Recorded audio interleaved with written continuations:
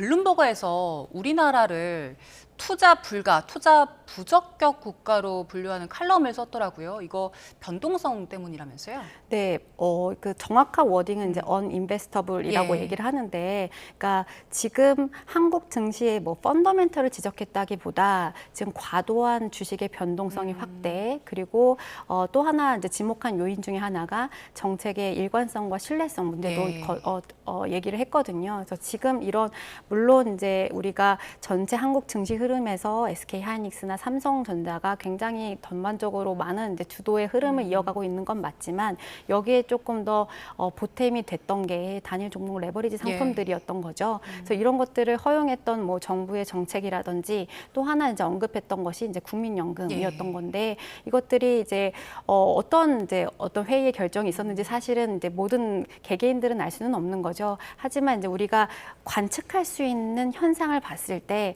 어떤 이제 목표의 배율을 상향해서 그것을 유지한다던가 시장이 과열됐을 때 어느 정도 이것들을 좀 이제 매도하면서 시장을 안정화하는 기여하는 역할들을 충분히 했었어에도 불구하고 예. 이러한 여러 가지가 한국 증시 상황, 한국의 어떤 주식에 이제 우리가 투자를 우리가 할지 말지를 고민할 때 신뢰성에 좀 훼손이 있을 수가 있다. 이런 부분을 지적한 부분인 거죠. 그래서 네.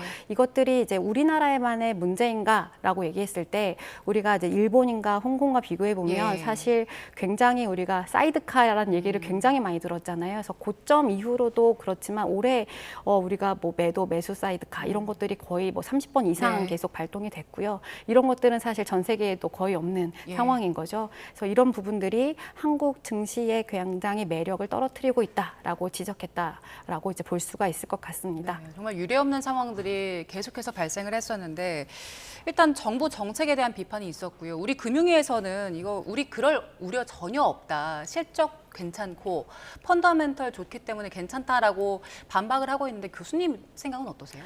이제 금융위 보도 자료나 이제 반박 근거를 보면 모두 다 이제 동의하는 부분들도 네. 있는 거죠. 지금 현재의 어떤 주가 변동성이 펀더멘털과 관련이 있는가라고 보면 사실 그렇진 않거든요.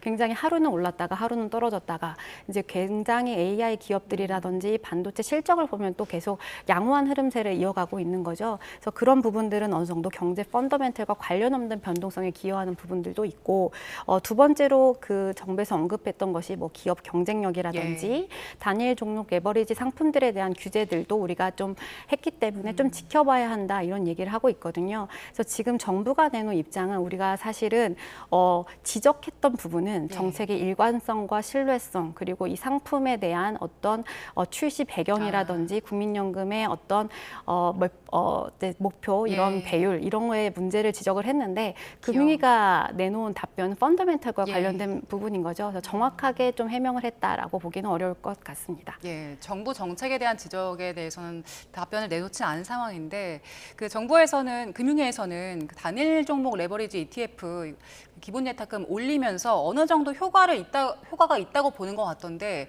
블룸버그에서는 이거 상품 자체 중단시키지 않는 이상 부작용 계속될 것이다 이렇게 보더라고요. 이건 어떻게 보세요? 어느 정도 일리가 있는 말이라고 생각을 하고요. 어쨌든 뭐 상승하는 구간이나 하락하는 구간에 이것을 2배 또는 마이너스 2배로 추정하는 상품이 있으면 그 자체의 변동성만으로 그것을 증폭시키는 장치의 역할을 할 수가 있는 거죠. 현재의 그 규제 출시 이후에 사실은 거래 대금이 많이 줄었음에도 불구하고 여전히 변동성이 있는 부분들도 있거든요. 그렇기 때문에 이것이 상품의 어떤 우리가 왜 이것을 도입했는지의 여부 그리고 이것들을 우리가 왜 유지해야 되는지 그리고 지금 피해를 보는 계층들을 살펴보면 개인에 집중되어 있고 그중에서 상당 부분이 청년층에 집중이 되어 있거든요. 그래서 이런 부분을 조금 더 어떤 개인 투자자들이 손실을 최소화할 수 있는 방향으로 가야 된다 이렇게 생각을 하고 있습니다.